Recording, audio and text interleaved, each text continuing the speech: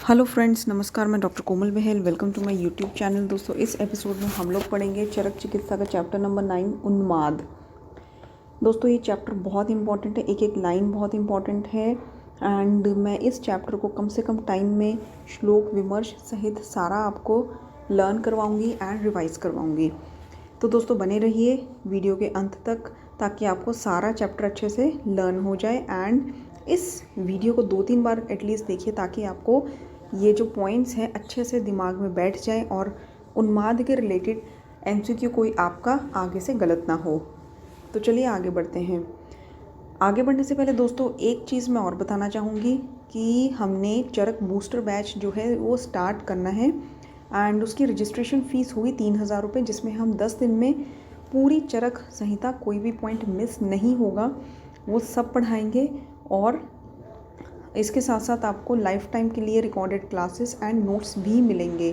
तो दोस्तों, अगर उसको रजिस्ट्रेशन करवाना है उस कोर्स के लिए तो कमेंट बॉक्स में कमेंट करिए। 3,000 रुपये में हम लोग आपको वो कोर्स दे देंगे एंड ये जो बूस्टर बैच है ये इतना बढ़िया है कि इसमें हम कोई भी पॉइंट मिस नहीं कर रहे हैं, जो कि इसकी सबसे बड़ी खासियत है। एंड इसमें जैसे क्रैश कोर्सेज होते हैं उसमें मेन पॉइंट्स आपको पढ़ा दिए जाते हैं। इसमें कहने को ये बूस्टर बैच है 10 दिन का, लेकिन 10 दिन के अंदर अंदर हम आपको एक एक पॉइंट, एक एक लाइन जो है पढ़ाएंगे और सारे नोट्स भी आपको देंगे।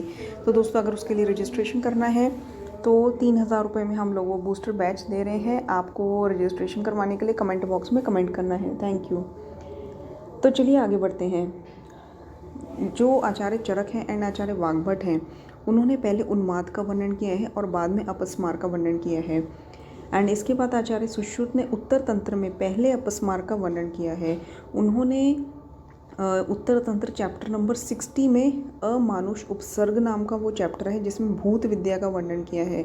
61 में ये जो चैप्टर नंबर 60, 61, 62 है सुश्रुत उत्तर तंत्र में, ये तीनों चैप्टर्स को इन तीनों चैप्टर्स में उन्होंने भूत विद्या का वर्णन किया है, जिसमें 60th चैप्टर का नाम है अमानुष उपसर्ग, 61 का नाम है अपस्मार, 62 का नाम है उन्माद।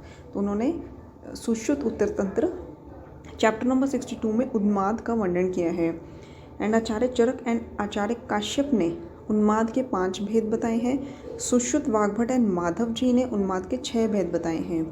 ठीक है। और उन्माद की निवृत्ति क्या है, इसको उन्माद क्यों कहते हैं, उन्माद नाम क्यों है।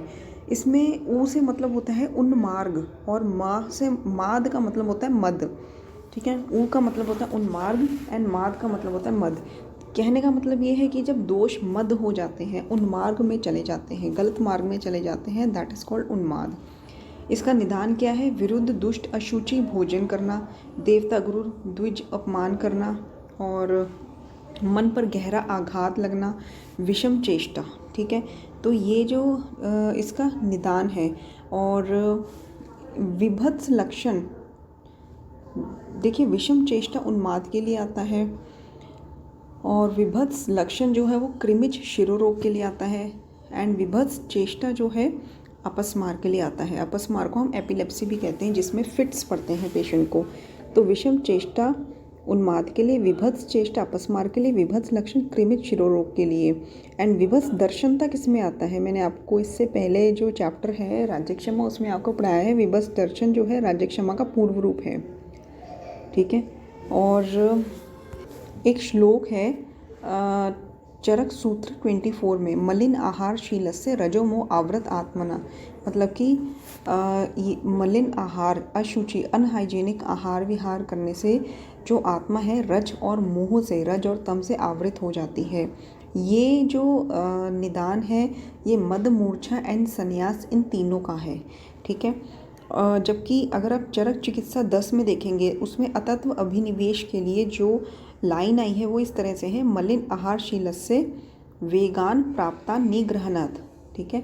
मदमूर्छा संन्यास के लिए मलिन आहारशीलस्य रजोमोह आवृत आत्मना, अतत्व अभिनिवेश के लिए मलिन आहारशीलस्य वेगान प्राप्तान निग्रहणात्। ये फ़र्क है। ठीक है। तो ओवरऑल यही मतलब है कि मलिन आहार का सेवन करना जिससे आत्मा जो है रज और तम से आवृत हो जाती है। एंड इसके बाद है जो संप्राप्ति है वो क्या है कि जो मलिन आहार ये सब निदान का सेवन करने से जो अल्प सत्व वाला मनुष्य होता है उसके वात आदि दोष जो है प्रकोपित हो जाते हैं और बुद्धि का स्थान जो हृदय होता है उसको दूषित कर देते हैं एंड मनोवाही स्रोत में जाकर मन को मोहित कर लेते हैं। ठीक है। एंड उन्माद के सामान्य लक्षण क्या है? धी विभ्रम, मन भ्रमित हो जाना। ठीक है। और अधीरता, धैर्य ना होना, अबद्ध वाक्यम, बिना संबंध के उल्टा पुल्टा बोलना, इरेलीवेंट टॉक करनी एंड हृदय शून्यता। धी बुद्धि विभ्रम हो जाना, धी विभ्रम, मन भ्रमित, बुद्धि और मन का विभ्रम हो जाना। ठीक है। देखिए अगर आपको क्वेश्चन आता है जिसमें ऑप्शन आता है कि स्मृति नाश, स्मृति नाश जो है वो अपस्मार के लिए कहा गया है, जबकि बुद्धि और मन का विभ्रम होना ये शब्द उन्माद के लिए प्रयोग किया गया है। एंड दृष्टि पर्याकुला, अधीरता, मतलब कि दृष्टि चंचल होनी। ठीक है। इधर उधर देखना, एक बेचैनी सी होनी। अबद्ध वाक्यम, हृदय शून्यता। तो ये थे इसके सामान्य लक्षण। ठीक है। मेन जो वर्ड है आपको बुद्धि विभ्रम एंड धी विभ्रम आपको याद रखना है, जबकि अपस्मार में सत्व विकृति, स्मृति नाश, मेन स्मृति नाश हो जाता है। आचार्य चक्रपाणी जी कहते हैं कि जो मनोवाही स्रोत का मूल होता है वो संपूर्ण शरीर होता है। एंड उन्मादम पुनः मनोबुद्धि संज्ञा ज्ञान स्मृति भक्तिशील चेष्टा आचार विभ्रम विद्यात। देखिए ये 8 भाव होते हैं उन्माद के, मन बुद्धि संज्ञा ज्ञान स्मृति भक्तिशील चेष्टा आचार विभ्रम विद्यात। ठीक है। मन बुद्धि संज्ञा ज्ञान ये एक में ही आएगा, स्मृति भक्तिशील चेष्टा नेक्स्ट, एंड देन आचार विभ्रम विद्यात। ये उन्माद के 7 भाव होते हैं। ये आचार्य चरक ने निदान 7 में कहा है। अपस्मार, स्मृति विभ्रम जो है नहीं होती इसमें स्मृति नाश होती है, ये फ़र्क समझिए। इस पर कई बार क्वेश्चन आ चुका है। एंड समुद्र भ्रम, ये उन्माद का पर्याय है, उन्माद को समुद्र भ्रम भी बोलते हैं। और आगंतुज उन्माद होता है। देखिए उन्माद के जो 5 भेद हैं जिसमें VPKS, वात पित्त कफज एंड सन्निपातज, आगंतुज एंड 5वां है अगंतुज। ठीक है। तो निज कौन से हो गए? वात पित्त कफ सन्निपातज एंड अगंतुज, ये है 5वां। तो 5 भेद है उन्माद के। और वातज उन्माद का लक्षण क्या होता है? आस्थान में हंसना, रोना, मुस्कुराना, मतलब जहाँ हंसना चाहिए वहाँ ना हंसते हुए रो पड़ना, मतलब अचानक ही मुस्कुराना, नाचना। पारुष्य कारश्यम का अरुण्य। ठीक है। ये तो उन वातज जो वायु दोष है उसका वैसे भी ये लक्षण होता है। पारुष्य जो रफनेस होती है स्किन की, कार्शर्य बॉडी वेट जो है कर्षित हो जाना शरीर का, और अरुण वर्ण। एंड जो वातज उन्माद है ये भोजन के जब जीर्ण हो चुका होता है तब ये बढ़ जाता है। पित्तज का है जीर्यति, मतलब भोजन जब पच रहा हो तब। एंड कफज है भुक्त अवस्था, कि भोजन करते समय भोजन से पहले कफज उन्माद, भोजन के पचने पर पित्तज उन्माद, एंड भोजन के जब पच चुका हो देन वातज उन्माद का वेग आता है। पित्तज उन्माद में क्या होता है? सबसे पहले है आमर्श, मतलब कि पित्त जहाँ पे होगा वहाँ आमर्श होगा ही, मतलब असहनशीलता, टॉलरेशन पावर बहुत कम होनी। ठीक है। संरभम, मतलब कि नेत्र लाल हो जाने, नग्न होना, और संतर्जन, दूसरों को दुखी करना। ठीक है। तो ये पित्तज उन्माद के थे। और वहीं पर जो कफज उन्माद के जो लक्षण है वो है मंद चेष्टा और खाना अधिक करना, और संपूर्ण मंद चेष्टि प्रस्य तस्य। ठीक है। संपूर्ण मंद चेष्टि तस्य, ये कफज उन्माद के लिए है। इसके अलावा और जो लक्षण होते हैं वो इस तरह से हैं। वाक्य चेष्टितम मंदम, मतलब कि चेष्टा मंद होनी, कम बोलना, अरुचि, अति निद्रा, स्त्री एकांत प्रिय होना, ये जो भी लक्षण होते हैं कफ के सारे इसमें आ जाते हैं। बलम च भुक्ते, कि भोजन के शीघ्र बाद ही, ठीक है, भुक्त अवस्था में ही कफज उन्माद का वेग आ जाता है, इंक्रीज हो जाता है ये। सन्निपातज जो है इसमें मिक्स तीनों दोषों के लक्षण होते हैं एंड ये असाध्य माना गया है। आगंतुज उन्माद में क्या होता है कि जब देवता गुरु इनका अपमान किया जाता है तो इसमें भूत उन्माद इसी में इंक्लूडेड होता है, कि उन्माद व्यक्ति का ज्ञान विज्ञान बल पराक्रम शक्ति ये सब जो है मनुष्य में इंक्रीज़ हो जाते हैं भूत उन्माद में। कि नॉर्मल जो ह्यूमन बीइंग की नॉर्मल मनुष्य की शक्तियाँ होती हैं, तो भूत उन्माद में क्या होता है कि जो उन्मादित व्यक्ति है उसकी शक्तियाँ बहुत ज़्यादा बढ़ जाती हैं और उसके वेग का समय निश्चित नहीं होता है। ये सब आगंतुज उन्माद के अंदर आता है। ठीक है। और अगंतुज उन्माद का मतलब ये होता है कि जैसे भूत उन्माद है, हमने किसी का अपमान किया, देवता का, गुरु का, तो वो हमारे शरीर में प्रवेश करके फिर हमारे शरीर में जो है शक्तियाँ बहुत ज़्यादा बढ़ जाती हैं, विकृत चेष्टाएं करने लगते हैं। तो ये अगंतुज उन्माद के अंडर जो भूत उन्माद है उसका लक्षण है। वहीं पर सुश्रुत जी ने उन्माद को बोला है कि उन्माद की अप्रवृत्त अवस्था मतलब स्टार्टिंग स्टेज जब होती है तब उसकी मध्य संज्ञा होती है, ऐसा सुश्रुत उत्तर तंत्र 62 में कहा गया है। ठीक है, तो ज़्यादा कन्फ्यूज़न नहीं करना, बस हमने इतना ही याद रखना है कि अगंतुज उन्माद के अंडर जो भूत उन्माद होता है, जब देवता गुरु इनका अपमान किया जाता है तो देव आदि शरीर में प्रवेश करते हैं अपने गुण के हिसाब से। ठीक है, और अदृश्य रूप में प्रवेश करते हैं। किसी पुरुष में कौन सा लक्षण आता है तो किसी पुरुष में कौन सा लक्षण आता है, किसी में देव उन्मत्त लक्षण आता है, संस्कृत भाषा बोलने लगता है, सांप उन्मत्त लक्षण आते हैं, पितृग्रह उन्मत्त आदि का वर्णन भी इसमें किया गया है। ब्रह्म राक्षस उन्मत्त लक्षण, इसमें क्या होता है कि जो ब्रह्म राक्षस है अदृश्य रूप में शरीर में प्रवेश कर जाते हैं, देवताओं की जो स्तुति मंत्र आदि उच्चारण करने लगता है मनुष्य। पिशाच उन्मत्त लक्षण भी आते हैं कि बहुआशनम बन जाता है वो, मतलब कि बहुत ज़्यादा खाना खाने लगता है। बहुआशन लक्षण जो है ये हमें क्षयज कास में भी मिलते हैं, मुखमंडिका में भी मिलते हैं, पिशाच में भी मिलते हैं, अपथ्य निमित्तिज प्रमेय में भी मिलते हैं। ठीक है, और जो उसके शरीर में प्रवेश करेगा उसी के रिलेटेड उसमें लक्षण आने लगते हैं, and that all comes under the भूत उन्माद। ठीक है, और भूत उन्माद किसके अंडर आता है? अगंतुज उन्माद में। और पिशाच की वैसे इसमें प्रकृति भी बताई है कि ये टाइप्स ऑफ मानस प्रकृति में मैंने आपको पढ़ाया हुआ है कि पिशाच की जो प्रकृति है वो महाशनम मतलब बहुत ज़्यादा खाने वाला होता है। एंड सुश्रुत आचार्य ने देव, शत्रुग्रह एंड नागग्रह भी उन्माद टाइप्स के माने हैं भूत उन्माद में, जबकि आचार्य चरक ने देव, शत्रुग्रह एंड नागग्रह नहीं माने। सुश्रुत, चरक एंड माधव इन्होंने भूत उन्माद के 8 भाव माने हैं, वाग्भट जी ने 18 माने हैं, षडांगधर ने 20 भाव माने हैं भूत उन्माद के, जबकि हमने उन्माद के 8 भाव पढ़े थे, चरक निदान स्थान 7 में। विधेय जी ने गण मात्र का ग्रह भी माना है। एंड जहाँ तक ग्रहों की बात करी जाए तो आचार्य चरक ने बोला है कि ग्रह जो है असंख्य होते हैं, इनकी वैसे मेन ग्रह जो होते हैं मेन उसकी संख्या 8 होती है।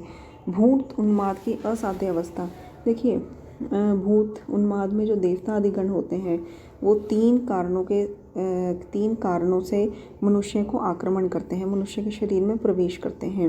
वो 3 कारण कौन से होते हैं? रति, पूजा, हिंसा। इनकी दृष्टि से, रति, पूजा, हिंसा की दृष्टि से आक्रमण करते हैं।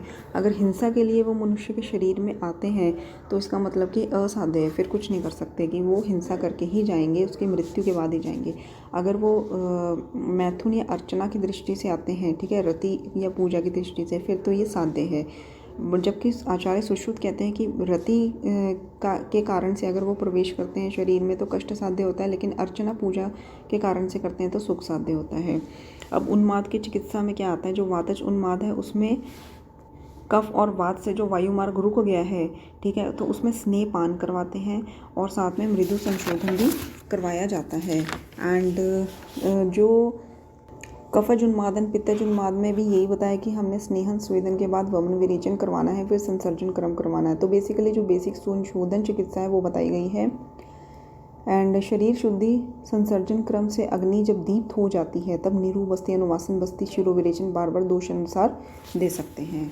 और इसके बाद ग्रह की इसमें जो है मैं आपको एक बार बता देती हूँ, ग्रह का वर्णन किया गया है। जो ग्रह होते हैं उसमें देव ग्रह है, ऋषि ग्रह, पितृग्रह, गंधर्व, यक्ष, ब्रह्म राक्षस, राक्षस, पिशाच, नाग ग्रह एंड असुर ग्रह, ये सारे ग्रह बताए गए हैं। इसमें थोड़ा सा डिटेल में देख लीजिए कि जो देव ग्रह है वो आचार्य चरक कहते हैं कि इनका जो आगमन होता है वो शुक्ल पक्ष में होता है, शुक्ल पक्ष में प्रथम डेट पर एंड त्रयोदशी पर, 13वीं डेट पर, 13वें दिन। और आचार्य सुश्रुत कहते हैं देवग्रह पूर्णिमा में आते हैं, मतलब 15th डे। एंड वाग्भट जी भी वही कहते हैं, शुक्ल 1/3, ठीक है। तो चरक एंड वाग्भट जी कहते हैं कि जो देवग्रह होता है वो शुक्ल पक्ष में आता है, जबकि सुश्रुत जी कहते हैं वो पूर्णिमा में आते हैं।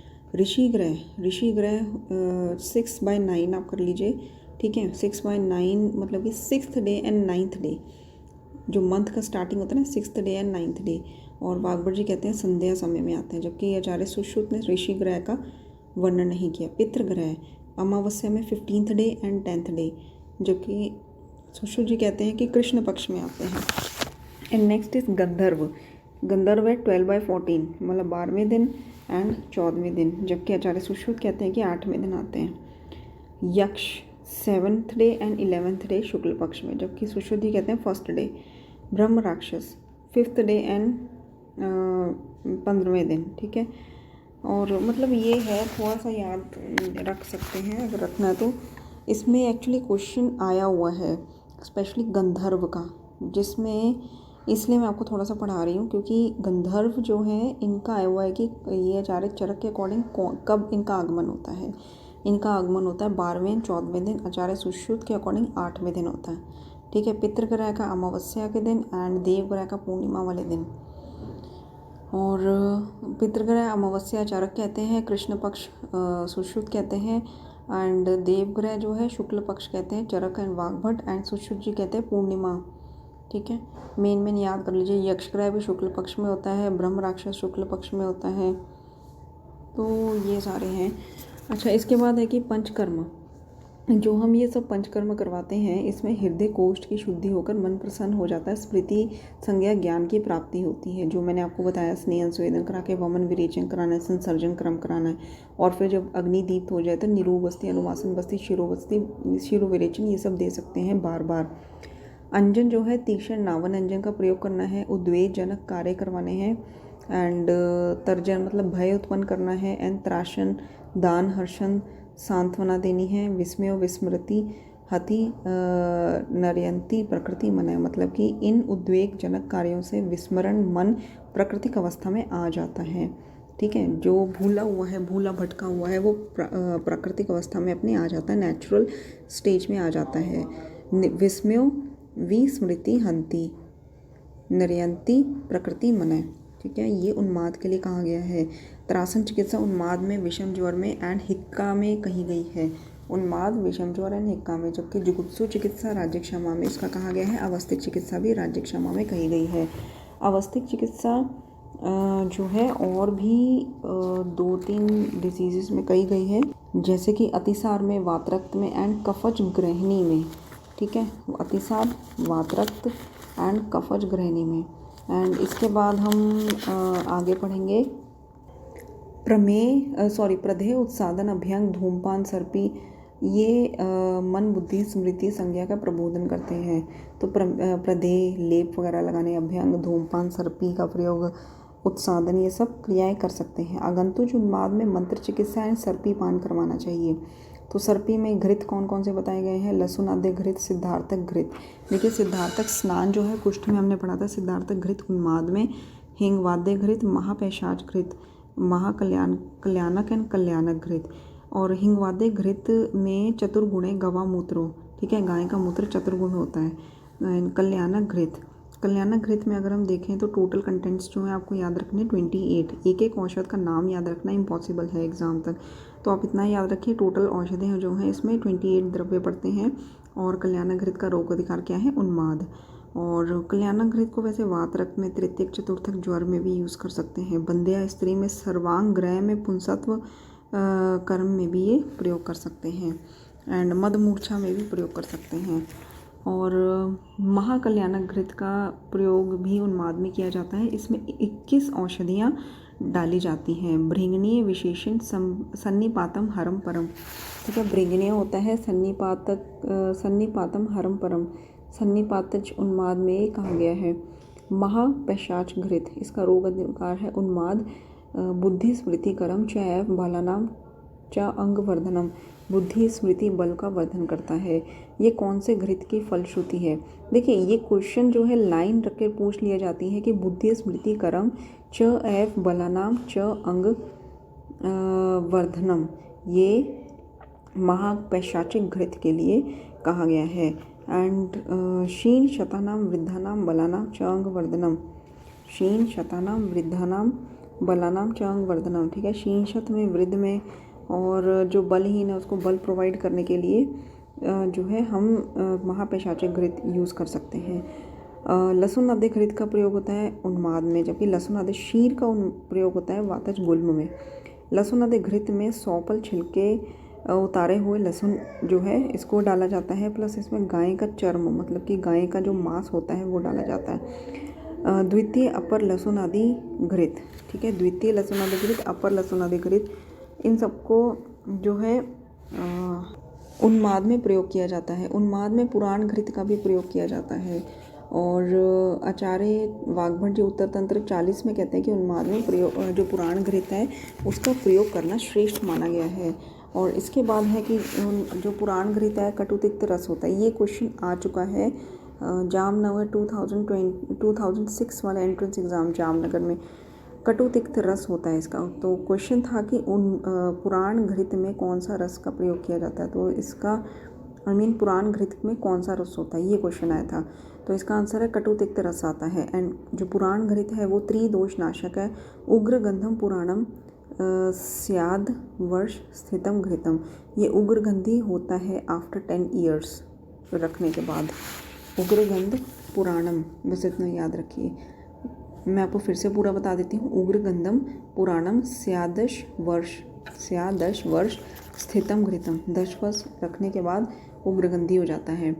एंड इसके भी बाद तक रखेंगे तो घृत जो है वो लाक्षा रस के समान अत्यंत शीतवीर्य हो जाता है। इसको पुराण घृत कहते हैं। 10 वर्ष तक पुराण घृत, उग्रगंधी, कटु तिक्त रस एंड त्रिदोषनाशक। मोर देन 10 ईयर्स पुराण घृत, अति शीतवीर्य, लाक्षा रस के समान। दृष्ट स्पृष्ट मथा घ्रातम तद्वि सर्वग्रह आपहम अपस्मार ग्रह उन्माद वर्ता शस्तम विशेषा। कहने का मतलब ऐसी कोई असाध्य रोग ही नहीं है जिसको 100 वर्ष पुराना घृत जीत ना सके।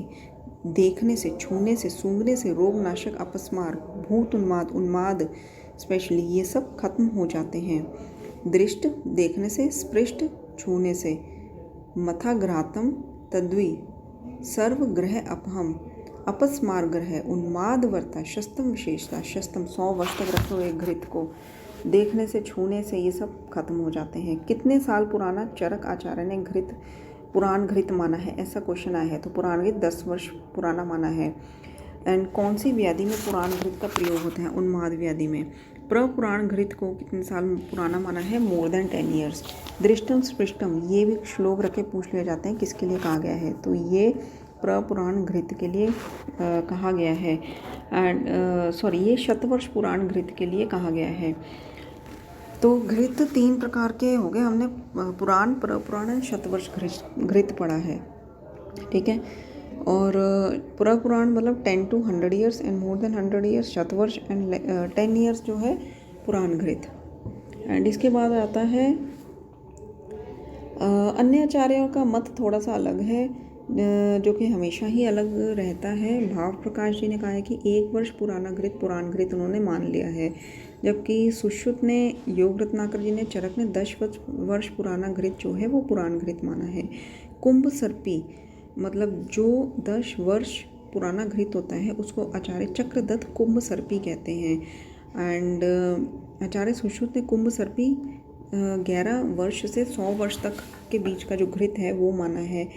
और योग रत्नाकर जी कहते हैं कि कुंभ सर्पी वो होता है जो 100 वर्ष पुराना घृत होता है। और आचार्य सुश्रुत कहते हैं कि 111 वर्ष से ज़्यादा पुराना घृत महासर्पी कहते हैं, ठीक है। मैं रिविजन कर देती हूँ। पुराण घृत 10 साल, 10 से 100 साल के बीच में पुराण घृत, एंड 100 साल तक जो है शतवीर्य घृत, शतवर्ष पुराण घृत। भाव प्रकाश भी कहते हैं कि 1 वर्ष पुराना जो है पुराण घृत होता है। योग रत्नाकर, सुश्रुत चरक ने 10 वर्ष पुराना पुराण घृत माना है। कुंभ सर्पी को चक्रदत्त जी कहते हैं कि 100 वर्ष पुराना होता है। सुश्रुत जी कहते हैं कि 11 से 100 वर्ष पुराना तक कुंभ सर्पी होता है, जबकि आचार्य योग रत्नाकर जी मानते हैं कि 100 वर्ष पुराना घृत कुंभ सर्पी होता है, ठीक है। सुश्रुत ने 11 to 100 के बीच में लिमिट दी है, जबकि 100 वर्ष पूरे योग रत्नाकर जी ने बताए हैं। सुश्रुत कहते हैं कि मोर देन 111 वर्ष दैट इज़ महासर्पी।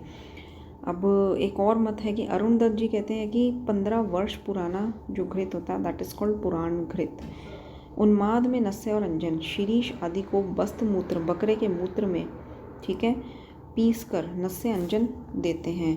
एंड गोपित्त श्रृंगाल पित्त में जो है श्रृंगाल पित्त एंड गोपित्त में शिरीष आदि चूर्ण का महीन जो ये अलग है। गोपित्त एंड श्रृंगाल पित्त में महीन पीस कर देते हैं।